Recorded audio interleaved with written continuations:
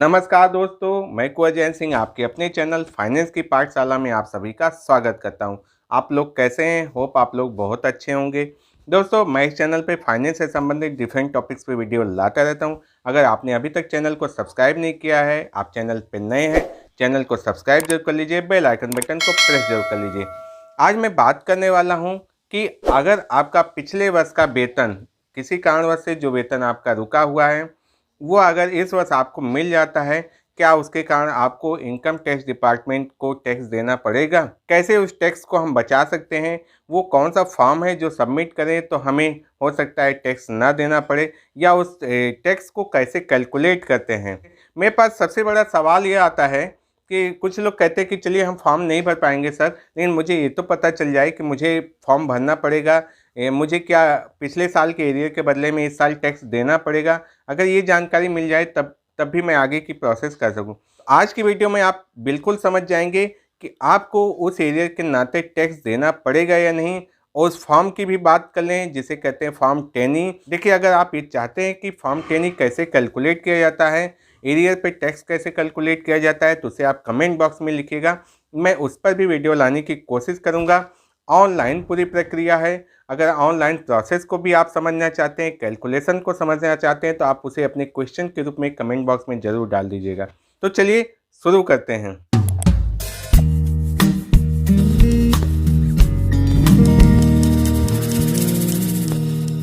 मैं बात कर रहा था कि आपको फॉर्म 10E भरना है या नहीं, एक आप कैसे जानेंगे?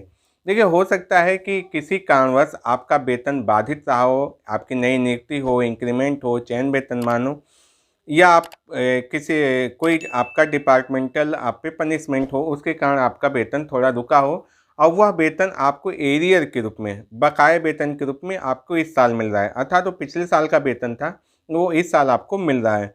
तो उसमें आपको देखना होता है कि क्या मुझे इस साल उस वेतन पर भी टैक्स देना पड़ेगा। तो आप यहाँ तय करते हैं कि आपको क्या बकाया वेतन पे टैक्स देना पड़ेगा, या यह बकाया वेतन पे जो टैक्स मुझे देना है इसमें मुझे छूट मिल सकती है। तो इसकी कंडीशंस को समझना है कि पहली बात देखिए, जो बकाया वेतन होता है उसको पिछले साल के इनकम में ऐड करके देखा जाता है कि अगर ये बकाया वेतन पिछले साल में ही आपको मिल गया होता तो क्या इस पर आपको टैक्स देना पड़ता। अगर देखिए वहाँ आपको टैक्स देना पड़ता, तब तो आपको फॉर्म 10E भरने में भी एक बार सोचना होगा, उस कैलकुलेशन को समझना होगा। लेकिन अगर इस एरियर को आप पिछले साल ही पे पा गए होते और आपने वहाँ पर आपके फॉर्म 16 में अगर वो एरियर शो करता है इनकम के रूप में, तो आपका कोई टैक्स नहीं बनता, अर्थात टैक्सेबल इनकम जीरो होती।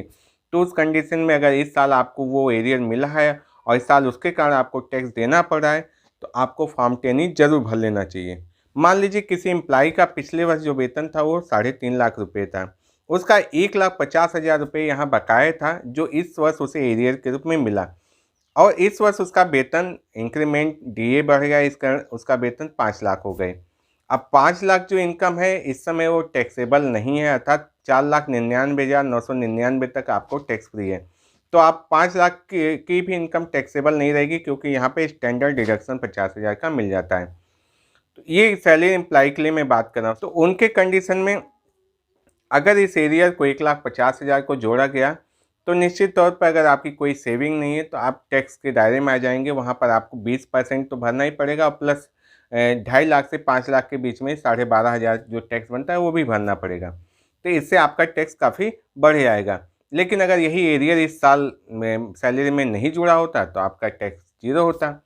और पिछले वर्ष अगर यही 1.5 लाख रुपये 3.5 लाख में ऐड करते 5 लाख होता, तो वो भी टैक्सेबल इनकम में नहीं आती। तो इस हिसाब से आपको यहाँ फॉर्म 10E भरना पड़ेगा, क्योंकि आप उस एरिया के कारण ही सिर्फ टैक्स दे रहे हैं। ये रहा, आपका कंफर्म हो गया कि आप फॉर्म 10E भरेंगे। दूसरी कंडीशन ऐसी हो सकती है कि मान लीजिए पिछले साल ही आपका 5 लाख सैलरी आया, उसमें आपका जो 1.5 लाख एरियर था वो इस साल आया, इस साल सैलरी 6 लाख हो चुकी थी। 1.5 लाख एरियर आपने जोड़ा, यहाँ पर आपका हो गया 7.5 लाख। अब 7.5 लाख में आपने अपनी सेविंग को घटाया, उसके बाद भी आपको टैक्स देना पड़ रहा है। लेकिन अगर यही एरियर पिछले साल 1.5 लाख 5 लाख में जोड़ते तो 6.5 लाख होता, उसमें भी स्टैंडर्ड डिडक्शन घटते, उस साल की सेविंग घटती। तो हो सकता है कि उस साल भी आपको टैक्स देना पड़ रहा है और इस साल भी देना पड़ रहा है, लेकिन दोनों के टैक्स में थोड़ा डिफरेंस आ रहा है, क्योंकि इस साल एरियर का अमाउंट भी जुड़ गया है। तो यहाँ पर फॉर्म 16 ही दोनों का बेस होता है। तो आपको यहाँ पर रखकर कैलकुलेट करना पड़ेगा कि उस एरिया के कारण पिछले वर्ष आप कितना टैक्स देते हैं और इस वर्ष कितना टैक्स देंगे। तब दोनों का जो डिफरेंस होता है वो दिखता है कि हाँ आपका ये बचत हो रहा है। अगर ये डिफरेंस आपका कुछ आ रहा है तो इसका मतलब आपको फॉर्म 10 ही भर लेना चाहिए। अगर कोई डिफरेंस नहीं आ रहा है तो आप फॉर्म 10 ही मत भरिए, कोई फ़ायदा नहीं है। ये आप इस एरिया के कारण दोनों साल में उतना ही टैक्स दे रहे हैं, सेम अमाउंट, अर्थात मान लीजिए 1.5 लाख पे आपको 20% स्लैब के हिसाब से 30,000 टैक्स देना पड़ा है। तो पिछले वर्ष भी 30,000, इस साल भी 30,000, तो आप मत भरिए फॉर्म 10 ही। लेकिन मैक्सिमम केसेस में क्या होता है कि एरियर के कारण फॉर्म 10 ही भरने की ज़रूरत पड़ जाती है जब आपकी इनकम 5 लाख 6 लाख के बीच में होती है। क्या क्या होता है, 50,000 स्टैंडर्ड डिडक्शन मिल जाता है और थोड़ा-सा आप सेविंग लोग कर ही लेते हैं, कुछ इंश्योरेंस प्लान ले लेते हैं, कुछ लोग पीपीएफ एनएससी में इन्वेस्ट कर लेते हैं, कुछ लोग म्यूचुअल फंड की एसआईपी भी करते हैं। तो इससे थोड़ा उनका सेविंग हो जाता है, जिसके कारण उन सेविंग दिखाने से वो टैक्स के दायरे से बाहर हो जाते हैं। तो अगर आप 5 से 6 लाख की इनकम के बीच में आ रहे हैं तो आप एक बार अपने टेनी को ज़रूर कैलकुलेट करवा लीजिए और तय कर लीजिए कि आपको फॉर्म 10 की ज़रूरत है या नहीं।